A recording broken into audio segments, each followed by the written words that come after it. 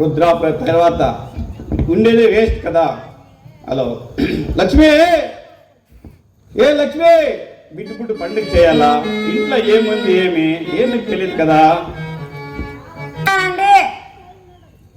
లక్ష్మి ఏమిటండి, ఎందుకు వస్తున్నారు? బిడ్డు పండుగ చేయాలా, ఇంట్లో ఏముంది చెప్పాలి కదే. అలా కాదండి, కొత్త నీళ్ళకి వచ్చిన గోడకప్ప మాత్రం అరుస్తున్నారు. అక్కడ కాదే, రేపు చుట్టాలందరూ వస్తారు. పండుగకి ఏం చేయాలా, పిండి చెప్పాలి కదే. పిండి వంటలంతా చేయాలి.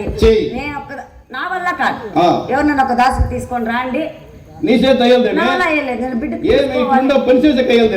ఎలా ఉన్నాను మరి, ఇంట్లో ఏముంది, ఏం కావాలా, పిండి వంటలకు అన్ని కావాలి కదా, మీరు వెళ్ళి తీసుకొని రండి. అలాగే ఒక దాసిని తేవండి. దాసి చూసి వస్తాం. చెట్టు ఏంటి, చెట్టు అని తెలిసిందా మీకు? కాదే, వడ్డీకి ఇచ్చిందంతా గంట వచ్చిందా? వచ్చిందో లేదో మీకే తెలియాలి. తెలియదు కదా, చెప్పారు కదే. చెప్పాలి కదా, వచ్చిందా? వచ్చిందా లేదా అని మీకు తెలీదా అండి? సరే, ఏం కావాలి ఇంట్లో చెప్పే. ఇంట్లో పిండి వంటలకు అన్ని కావాలండి. బట్టలు కావాలి, నూనె కావాలి, నెయ్యి కావాలి, గోధుమలు కావాలి, సరే ఇవన్నీ బియ్యం కావాలి. ఇంట్లో పిండి పండుగ చేయాలి కదా, దానికే మడే. సరే రా, పిలుచుకొస్తాను. పాట పాడ చూస్తే ఎట్లా పడతావు? పాట పాడాలా? అవును, బిడ్డ చూస్తాండి.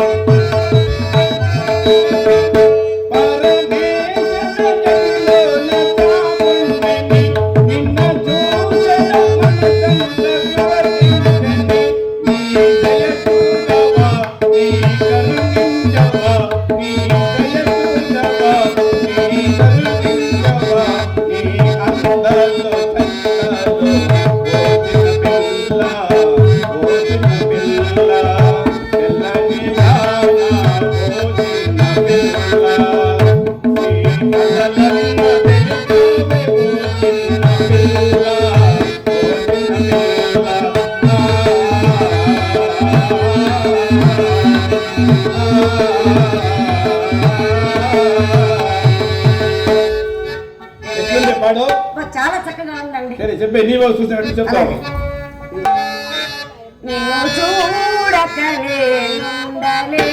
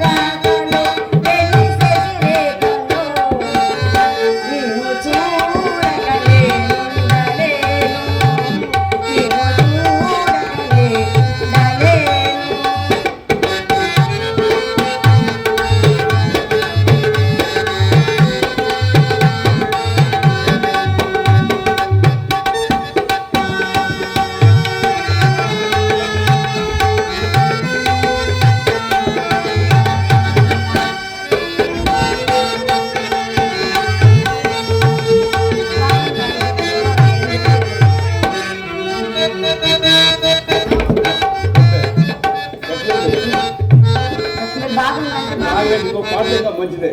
ఇంకా ఒక పాట పాడ బాగుండేది పాడ. ఏం ఇట్లు పాడతావు? ఏం పాట పాడాలండి? రావోయి చందమామ మా వింతగాడ వినుము, రావోయి చందమామ మా వింతగాడ వినుము, రావోయి చందమామ.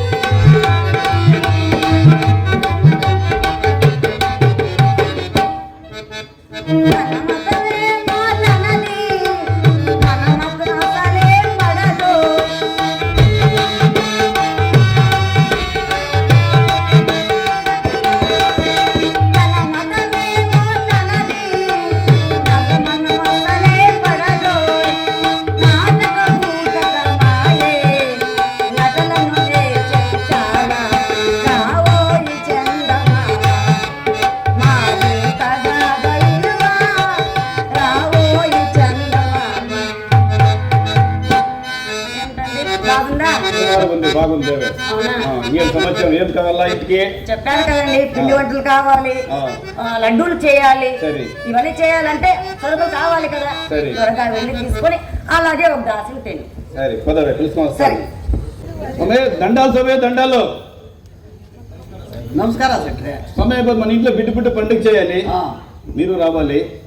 అట్లా ఇంట్లో పని చేసే ఒక అమ్మాయి కావాలి సమయం. యారు ఇల్లు వల్ల కాదు సమయం ఇంట్లో ఉంది కదా సమయం, పని చేసేదానికి ఒక అమ్మాయి కావాలా. 2 నెలలు పంపించండి, పండుగ అయిన తర్వాత వాపస్ పంపించేస్తాను. ಹಾಗೆ ಹಾಗೆ ಸರಿ ಸ್ವಾಮಿ. ನಮ್ಮ ಮನೆಯಲ್ಲಿ ಒಬ್ಬ ದಾಸಿ ಇದ್ದಾರೆ. ಸರಿ ಸ್ವಾಮಿ. ಆಕೆಯನ್ನು ಕಳಿಸಿಕೊಡುತ್ತೇನೆ. ಸರಿ ಸ್ವಾಮಿ.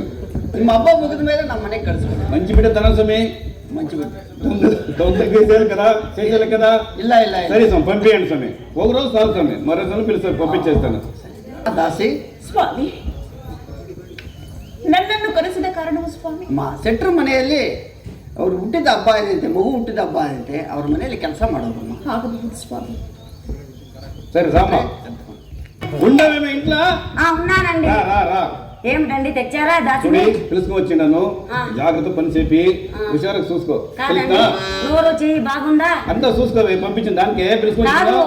మన ఇంట్లో ఎక్కడ లేని వస్తువులు అక్కడక్కడే ఉంటాయి కదా, అందువలన మంచిదా కాదా అని అడిగాను. అంతా చిన్నకి చెప్పు, నిదానికి చెప్పు, చేస్తుంది. జాగ్రత్తలు చూసుకో. అలాగే. అమ్మా ఏమిటమ్మా ఇలా పనులన్నీ వస్తున్నాయా? ఏమిటి మాడువేనమ్మా? జోరుగా మాట్లాడమ్మా. ఎందుకు అలా మాట్లాడుతున్నావు? కాస్త కొంచెం గట్టిగా మాట్లాడు, నాకు వినపడదు. అమ్మా, ತಾವು ಹೇಳಿದ ಕೆಲಸವನ್ನೆಲ್ಲ ಶಿರಸಾ ವಹಿಸಿ ಮಾಡುವೆನು. నీ భాష నాకు రాదే. నీకు ఈ భాష తప్ప వేరే భాష రాదమ్మా? సరేనా? సరే, బిడ్డను అక్కడ పెడుతున్నాను, గోధుమలు పెడుతున్నాను, బాగా నున్నగా విసిరాలి. ಆಗಬಹುದమ్మా. అయ్యయ్యో, ఏమో బాధే. తింటున్నామా? తింటున్నా లేదా? తిన్నట్లు లేదు దానికి. చేస్తున్నావా ఏంటమ్మా? ಮಾಡುವೆನమ్మా.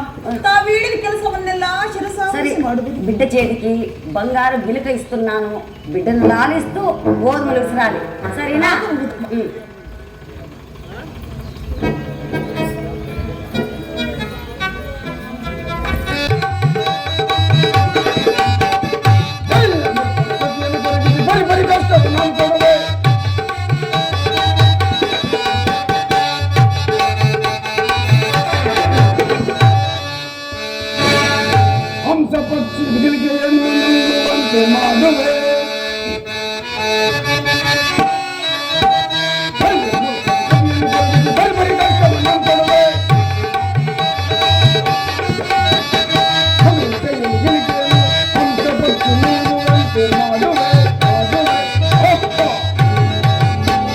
ಚಂದ್ರ ಆಸೆಯು ಶೆಟ್ಟರ ಮನೆಯಲ್ಲಿ ಕೆಲಸ ಮಾಡಲು ಹೋಗಿದೆ. ಆ ಮಗುವಿನ ಕೈಯಲ್ಲಿ ಬಂಗಾರದ ಗೆಲಿಕೆಯನ್ನು ಗೋಡೆ ಮೇಲೆ ಇರುವ ಹಂಸದ ಪಕ್ಷಿ ಬಂದು ನುಂಗುವಂತೆ ಮಾಡುವುದು, ಅವರನ್ನು ಕಷ್ಟಕ್ಕೀಡು ಮಾಡುವುದು. ಈ ಕಾರ್ಯವನ್ನು ಈಗಲೇ ಮಾಡುವುದು.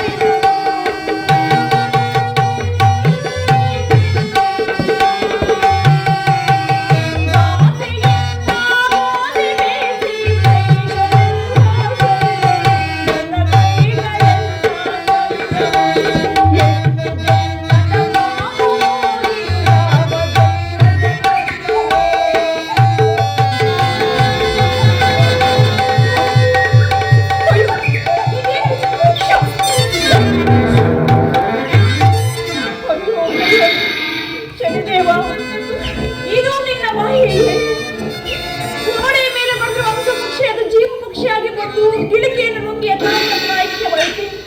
ಸಿಟ್ಟದ ಹೆಂಡತಿ ಬಂದು ಗಿಳಿಕೆ ಎಂದು ಕೇಳಿದರೆ ನಾನೇನನ್ನು ಸಮಾಧಾನವಿಡಲಿ? ಅಮ್ಮ ಅಮ್ಮ ತಾಯಿ ಅಮ್ಮ. ఎందుకలా అరుస్తున్నావు? ಅಮ್ಮ, ಗೋಡೆ ಮೇಲೆ ಬರೆದಿರುವ ಮಾಂಸ ಪಕ್ಷಿ ಅದು ಜೀವ ಪಕ್ಷಿಯಾಗಿ ಬಂದು ಗಿಟಿಕೆಯನ್ನು ನುಂಗಿತಮ್ಮ. ఏమిటి భజగోవిందం భజగోవిందం గోడ మీద ఉండే పక్షి వచ్చి గిలకను ఎత్తుకొని పోయిందా? నువ్వు చెప్పాలి, నేను వినాలి. ఎవరికి చెప్తున్నావు ఈ మాటలు? ಇಲ್ಲ ತಾಯಿ, ಸತ್ಯವಾಗಿ ನನ್ನ ಕಣ್ಣಾರೆ ಕಂಡ. ఎవరన్నా చెప్తే వింటారా? అయ్యో దైవమే, నేను ಮಾಡಲಿ. చెప్పాను మా శెట్టి గారికి మంచి ఆవడం తీసుకొని రా అని చెప్పాను. తెచ్చాడా? దొంగదాన్ని తెచ్చాడు. మర్యాదగా చెప్పు, ఎక్కడ పెట్టావు, ఎక్కడ రాసి పెట్టావు? వదిలేదే లేదు నిన్ను. అమ్మా, ಶ್ರೀಹರಿಪಾದ ಸಾಕ್ಷಿಯಾಗಿ ನನ್ನ ಕಣ್ಣಾರೆ ಕಂಡಂತೆ ಗೋಡೆ ಮೇಲೆ ಪಕ್ಷಿ ಬಂತಪ್ಪ, ಆ ಗಿಳಿಕೆಯನ್ನು ನುಂಗಿತು ತಾಯಿ. నీ దొంగ సాక్ష్యానికి దేవుడు సాక్ష్యమా? అమ్మా, ಶ್ರೀಹರಿಪಾದ ಸಾಕ್ಷಿ, దేవుడు సాక్ష్యము. అమ్మా, దైవ సాక్షియాಗಿ ನಾನು కదిలిಲ್ಲ స్వామి. ఉండు ఉండు, మా శెట్టి గారికి పిలిచి నీకు కథ చేపిస్తున్నాను. ఏమండి శెట్టి? ఏం పట్టుకుంటావు? నిదానంగా రాండి, నిదానంగా రాండి. పొద్దున్న ఏం నోరు ఇట్లు పట్టుకుంటా ఉన్నావు? మునిగాయి. ఏం మునిగిపోయింది? తెచ్చావు కదా దొంగ రాసిని. మంచిదే పాప అమ్మ. మంచిదే. చెప్పి ఏమైంది? ఇంటి చేతికి గిలక ఇచ్చి ఇంట్లో పనులు చేసుకొని వస్తున్నానమ్మా. అలా పిల్లవాడిని చూస్తూ ఉండని చెప్పానా? చెప్తా. ఇప్పుడేం చెప్తుంది? గోడ మీద ఉండే పక్షి వచ్చి గిలకని ఎత్తుకొని వెళ్ళిపోయిందంట. లేదండి, ఇదిగోనండి బిడ్డ చేతులు. లేదండి లేదండి. నీవేమన్నా పంపించేసి ఇంటికేమన్నా? ఏం పుట్టిన గతి లేదని నీ సొమ్ము పంపించాను. గతి లేదు, అందుకు నేను సొమ్ము పంపించాను. సెట్ అంటే బంగారం ఉంటుంది కదా, దానికి మీ ఇంటికి పంపించదు. అంటే మా నాయన వాళ్ళు సెట్ అవ్వాలి కాదా? ఏమో ఎవరు తెలుసు బంగారం ఉందే లేదని ఉందండి. 7 వారాల నగలు పెట్టారు నాకు. పాపలే 7 వారాల నగలు. ఇంటి పనికి వచ్చిన వాళ్ళు అట్లా మాట్లాడకూడదు. మరి ఎక్కడ వెళ్ళిందండి? నీవు ఏం చేసి చెప్పే? ఏమేమి చేస్తాను? దొంగను ఆడ పెట్టుకొని నన్ను అంటున్నావే. ఉండే అట్లా కడదాం ఉండే అడుగుదాం. ఏమ్మా, ఏమైందమ్మా? ನನ್ನ ಕಣ್ಣಾರೆ ಕಂಡಂತೆ ಗೋಡೆ ಮೇಲೆ ಬರೆದ ವಂಶ ಪಕ್ಷಿ ಅದು ಜೀವ ಪಕ್ಷಿ ಆಗಿ ಬಂದು ಆ ಗಿಳಿಕೆಯನ್ನು ನುಂಗಿತು ಸ್ವಾಮಿ. ಇದು ಸತ್ಯವಾದ ಮಾತು. ఈ మాట నమ్మలకు అయితుంది అమ్మా. ఎవరన్నా నమ్ముతారు ఈ మాట? కాదమ్మా, ఉండే నేను మాట్లాడుతున్నా. వాడిపైన రాజు పక్షి మింగొస్తుందా? ఎవరు నమ్మే మాట అమ్మా? ఇదే కరెక్ట్ ఇచ్చేయం. కర్మము స్వామి. లేదు ఇచ్చేయి, ఇచ్చలేదు. సత్యభాగ్యం పెద్దది చెట్టు కాదు కాదు మాది. ఏ నా సొమ్ము నాకే రూపేస్తాడు మా నాన్నగారు ఇచ్చిందండి, మీరు కాదు. నేను ఎవరే నిన్న భర్త కదా కలుకొని తీసిస్తాను. ఇచ్చేయమ్మా. ಇಲ್ಲ ಸ್ವಾಮಿ. ఏమండి ఎవరు ఇచ్చింది గిల్ కదా? మా అమ్మగారు అండి పుట్టినింట్లో ఏమి ఇచ్చింది? గిలక గిల్క బంగారు గిలక. బంగారు గిల్క అల్లాడిచ్చానే. అల్లాడి. సరే అడుగుతామంటే ఏమి ఇచ్చింది నా గోసి మీ అప్ప మీ అమ్మ రే గోసినే ఇంకేమే గోసులు కూడా ఏమి ఇచ్చానండి. బంగారు గిల్క ఇచ్చేసి అల్లాడి ఇచ్చేకేమరే అంటే ఇంకేమి గోసు ఇచ్చారు కూడా పెట్టలేదా? పెట్టాలని తెలియదు మాకు. ఎంత ఉంది ఓ ఎంత ఉందో ఎంత ఉంది? ఏమి ఇచ్చారు మీ అప్ప మేము ఇంత ఇచ్చారు ఏమన్నా? ఇంత ఉంది. అడిగిస్తారు కూడా అమ్మా ఇచ్చేయమ్మా. అట్లా అడిగితే ఇచ్చేస్తుంది. ಶ್ರೀಹರಿ ಪಾದ ಸಾಕ್ಷಿ నోరు పెద్దది తినేస్తుంది నిన్ను. ఇచ్చేయమ్మా గేల్ క్యాడ్ పెట్టి. కాదండి అలా అడిగితే ఇస్తున్నారేమండి? అలా అడిగితే ఇస్తారా? అలా చేయాలండి. ఇస్తారా? ఇయ్యాలండి. పెద్దది ఇది. ఇచ్చేయమ్మా ఇచ్చేయమ్మా. ದೈವವೇ ನಾನೇನು ಮಾಡಲಿ ಸ್ವಾಮಿ, ನನ್ನ ಪತಿ ಪಾದ ಸಾಕ್ಷಿಯಾಗಿ ನಾನು ಕಲಿಲ್ಲ ಸ್ವಾಮಿ. ఓ ఇట్లయితే నీకు ఇచ్చేలే. ఈదు ఈదు మాటలతో ఈదు. గొర్రెలు పిలిస్తేనే తెలుస్తుంది నీకు ఇంటే ఉంటామా. ఎవరక్కడ గొర్రెలు పిలండి.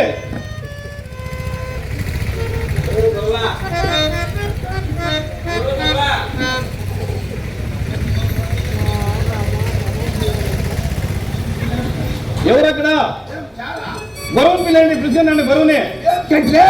గొర్రెలు పిలుచుకుని రండి. అవును పొందింది మా ఇంట్లో బంగారు గిలికి దొంగతనం అయిపోయింది. ఆయన పెండ్లా మీద పని చేస్తా ఉంది. అయిందా? దొంగతనం అయిపోయింది. దానికి ఆయన పిలిచి అడుగుతాము. వరుణ్ తీసుకొని రండి. వరుణ్ తీసుకొని రండి. ఏంటి దూరమా? ఏం మాట్లాడతాడు? అతను ఒకటి చెప్తే నువ్వు ఒకటి చెప్తున్నావే. కాదు మా పెండ్లాలో ఇంట్లో వాళ్ళు ఏం ఈదురా వాళ్ళు అనుకుంటురా? బాగుండము. చెట్టు అంటే ఎట్లుంటారో? నలుగుంటారో తెల్లగుంటారో? బాగుందా ఏం నాతో ఏం నీకు పని? ఏం నీకు పని అని? నన్ను ముట్టేవా? ఏమి చాలా చేస్తాను చూడగా. పిలుచుకురా తర్వాత మాట్లాడదాము. పిలుచుకురా బట్టలు చెట్టురా చెట్టు పూస్తూ ఉంటారు రాట. ఓహో మా అమ్మ తల్లి చెట్టు తీసుకొని వచ్చిన స్వామి నమ్మను కరుసుకు కారణమేరు స్వామి. ఈ అమ్మ ఏం కావాలయ్యా నీకు? నన్ను చేయండి తీయలేదు స్వామి. అవునేమయ్యా. ఈ అమ్మను మా ఇంటి పనికి పిలుచుకొని వచ్చింది. ఇప్పుడు మనం ఇంటి పుట్టిన పండుగ చేయాలని పిలుచుకొని వచ్చింది. గోధి విసిరేదానికి ఇచ్చేసి బంగారు పాప బంగారు గిలికిచ్చింటే వాడిపైన రాసి పక్షి వచ్చి మింగేసి పోయి చెప్తా ఉంది. ఎవరైనా నమ్మేది ఇది? నమ్మేకి అయితుందేమయ్యా? ఇప్పి నేనేకి ಅವರ ಬಡವೆಯನ್ನು ಸಿದ್ದುಕೊಂಡು ಸ್ವಾಮಿ ಅವರ ಬಡವೆಯನ್ನು ಅವರಿಗೆ ಕೊಟ್ಟು ಬಿಡು ಪ್ರಿಯೆ. ಆರ್ಯಪುತ್ರ, ನಾನು ಕಳ್ಳತನ ಮಾಡುವಳಾಗಿದ್ದರೆ ಈ ಕಷ್ಟಗಳು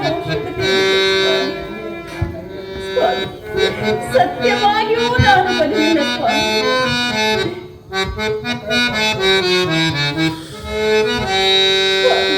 ಸತ್ಯವಾಗಿಯೂ ನಾನು ಬರಲಿಲ್ಲ ಸ್ವಾಮಿ. ಪ್ರಿಯೆ ಪ್ರಿಯೆ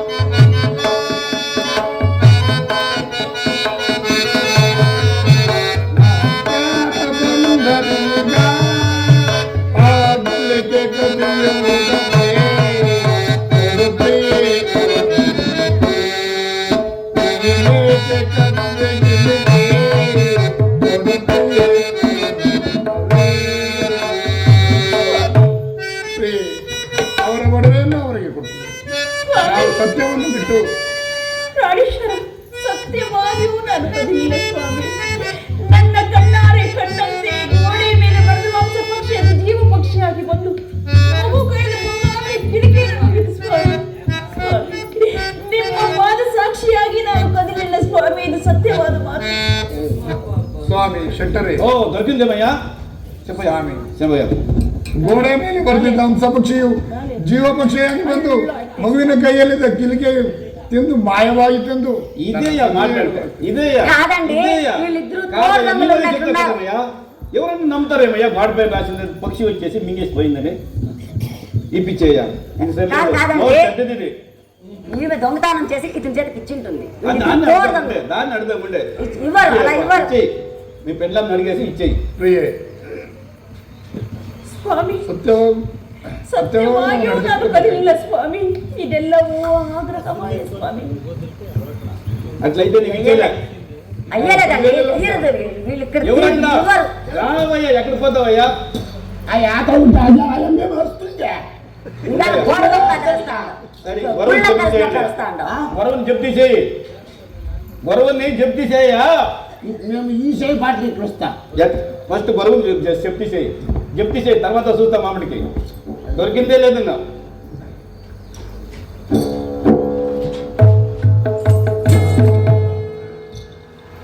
ఆ, చూశారు దొరికిందేమయ్యా ఇది గిరికే అయ్యా గొడవ ఇది ఎట్లా వచ్చి నీ దగ్గరికి ಶೆಟ್ರೆ ಇದು ಗಿರಿಕೆ ಶಿಟ್ಕೆ అవునయ్యా గిలికే ఇది ಸ್ವಾಮಿ ಅದು ನಮ್ಮ ಬಳಿಗೆ ಯಾವ ರೀತಿ ಬಂದಿತ್ತೋ ನಮಗೆ ತಿಳಿದು ಸ್ವಾಮಿ ఆహాహాహా. ఎంత బాగా నేర్చారండి మాయ మాటలు వీళ్ళు ఏయ్ నీ పదవ ఇంటికి నేను చూసుకుంటాను ఇచ్చేది కదా గిలిక ఇచ్చాలే ఎవరు అక్కడ వాళ్ళని తీసుకుపోయి కొట్టుకులే బీగినాయి పొద్దున్నే సూర్యసేన మహారాజు తీసుకొని పోదాము వాళ్ళే చెప్తారు న్యాయమని నేను ఊరు ఉండే కయ్యాలే యాలయ్యా నీ ఆడవాళ్ళు పంపించి ఇద్దరు ఉంటా వాడు పోయి ఇంట్లో పని చేస్తాను పోయి పోయి తీసుకొని పోయా ఏ విషయం తీసుకొని పోదా ఇంట్లో పోయా తీసుకొని పోదా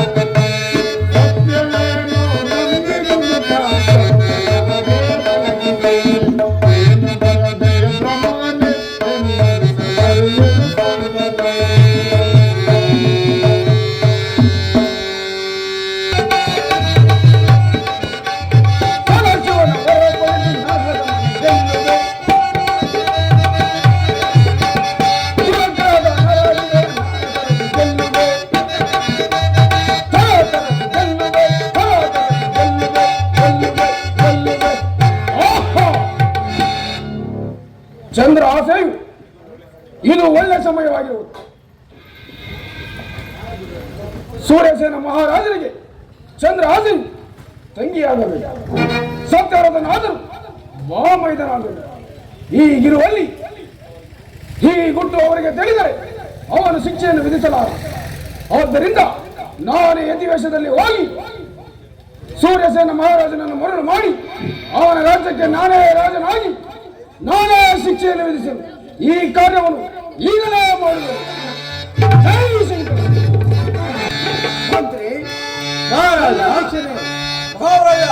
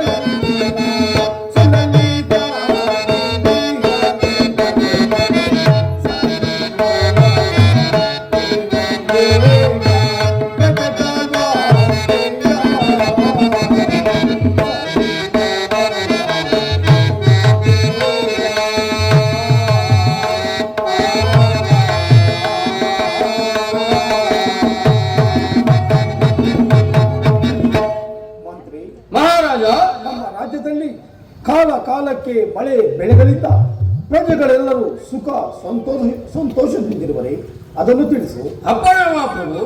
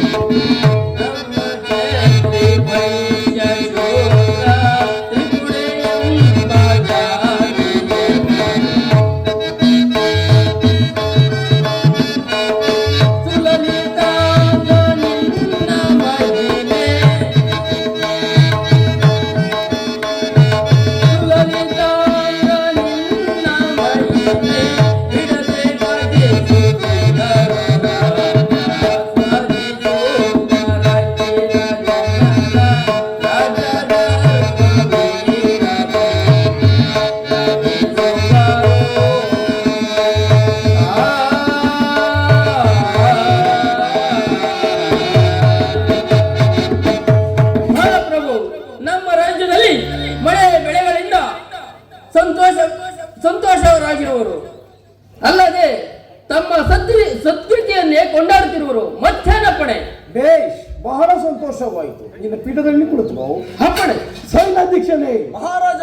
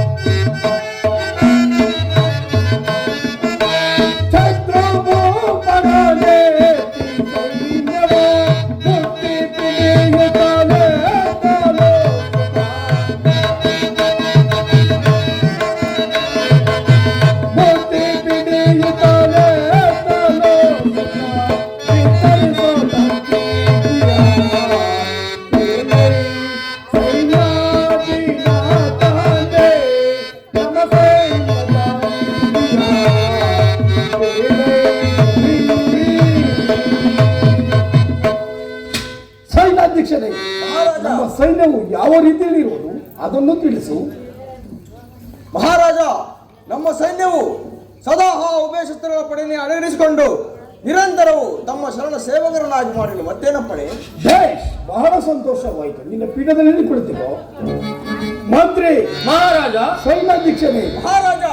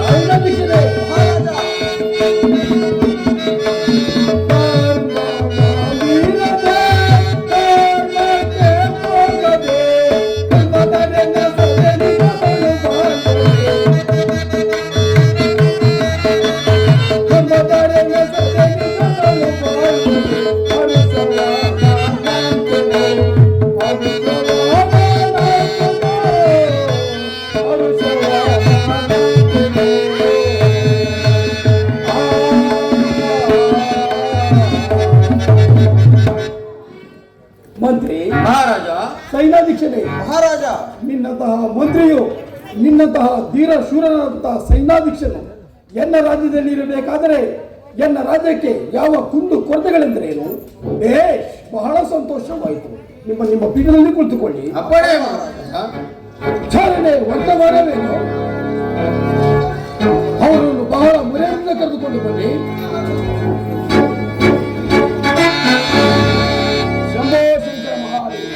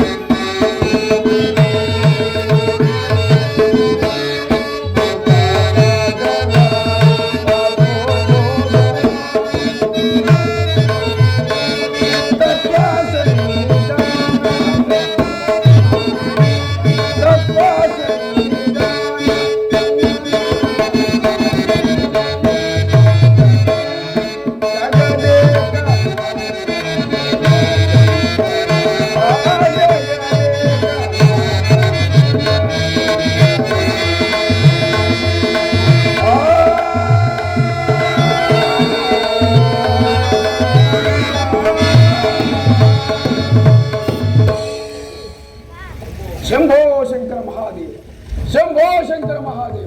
ಈಶ್ವರಿಗೂ ಒಂದು ರಾಜೇಂದ್ರ, ನಿನಗೆ ಮಂಗಳವಾಗಲಿ.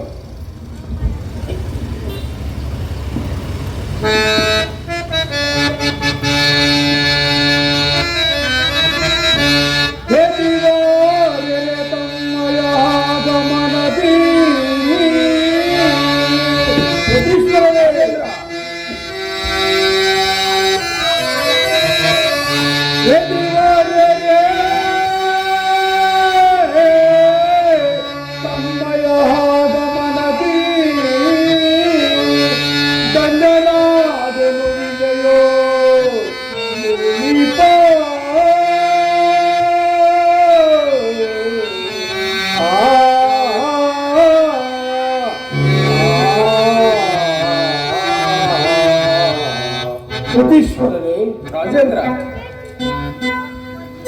ಯತೀಶ್ವರೇ, ತಾವು ಯಾರು, ಎಲ್ಲಿಂದ ಬಂದಿರಿ? ಬಂದ ಸಮಾಚಾರವನ್ನು ದಯವಿಟ್ಟು ತಿಳಿಸಬೇಕು ಯತೀಶ್ವರರೇ. ರಾಜೇಂದ್ರ, ನಾನು ಬಂದಿರುವ ವಿಚಾರವನ್ನು ತಿಳಿಯಬೇಕಾದರೆ ನಿನ್ನಿಂದ ಪ್ರಮಾಣ ವಚನವಾಗುತ್ತದೆ.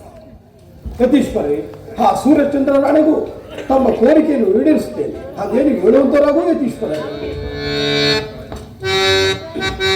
ರಾಜೇಂದ್ರ, ಯತೀಶ್ವರರೇ,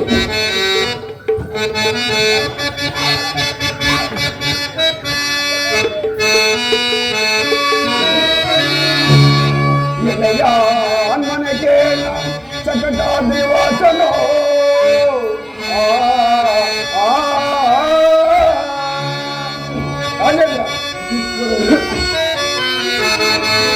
ಬ್ರಹ್ಮಕ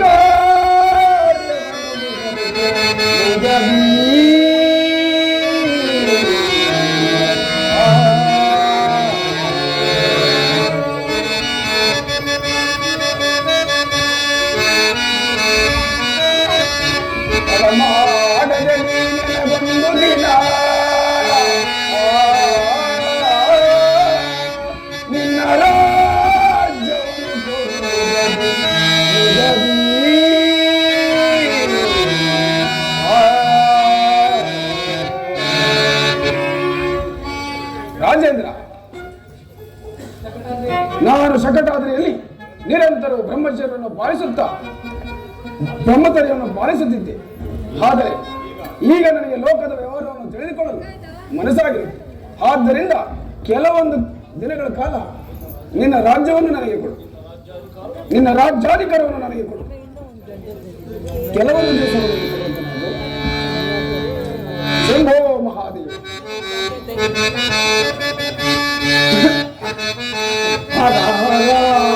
ಇದು ಏನು ವಿಪರಾಸವೋ?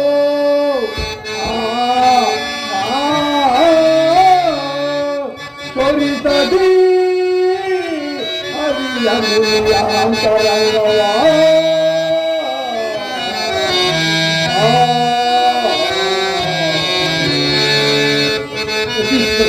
ರಾಜೇಂದ್ರ ಸಾರು ಜಡೆಯಂ ಕಟ್ಟಿ ವೈರಾಗ್ಯದಿಂದಿರುವ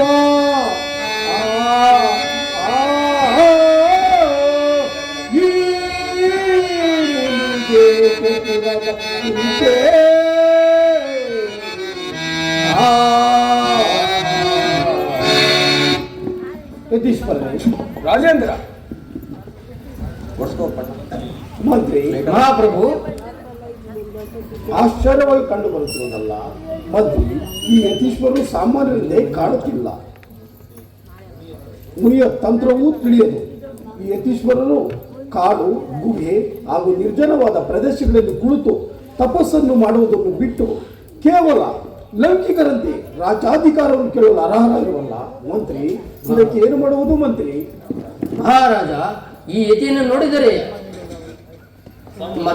ಸಾಮಾನ್ಯ ಮನುಷ್ಯರಂತೆ ಕಾಣುತ್ತಿಲ್ಲ. ಆದ್ದರಿಂದ ಆ ಯತಿಯ ಪರಿಶೀಲನೆ ಮಾಡಿ ಕೊಡಿ. ಮಂತ್ರಿ, ಹಾಗಾದರೆ ಗಂಗೋದಕವನ್ನು ತೆಗೆದು ಅಪ್ಪಣೆ ಮಹಾಪ್ರಭು, ತೆಗೆದುಕೊಳ್ಳಿ ಬರು.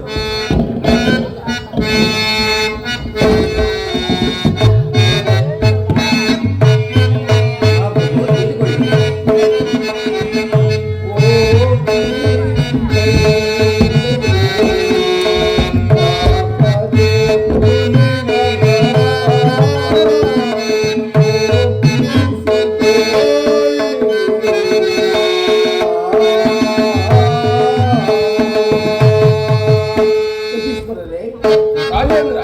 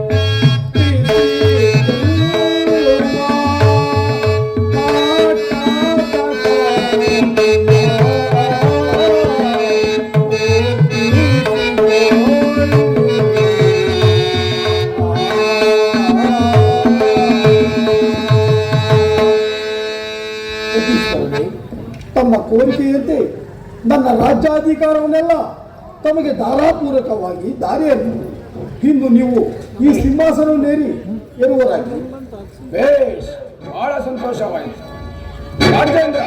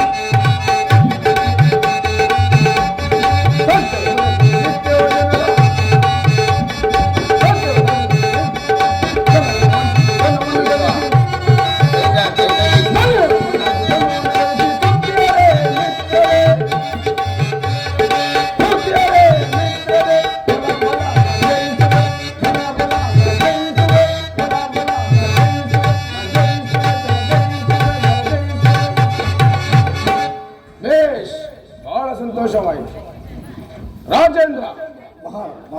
ನೀನು ನನಗೆ ಮಂತ್ರಿ ಆಗಬೇಕು. ಅಪ್ಪಣೆ ಮಹಾ. ಬೇಷ್, ಬಹಳ ಸಂತೋಷವಾಯಿತು.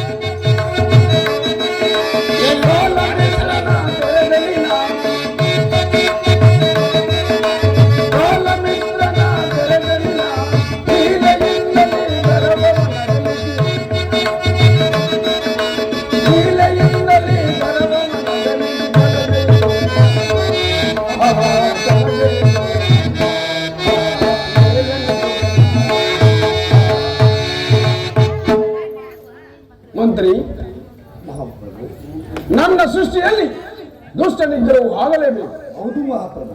ನಾನು ಹೇಳಿದ ಕೆಲಸ ನಿನ್ನ ಕೈಯಿಂದಲೇ ಆಗಬೇಕು. ಅಪ್ಪಣೆ ಮಹಾಪ್ರಭು. ತಿಳಿಯಿತೆ? ಅಪ್ಪಣೆ ಮಹಾಪ್ರಭು. ತಪ್ಪು ಮಾಡಿದವರಿಗೆ ಶಿಕ್ಷೆ ವಿಧಿಸಲೇಬೇಕು. ಅಪ್ಪಣೆ ಮಹಾಪ್ರಭು.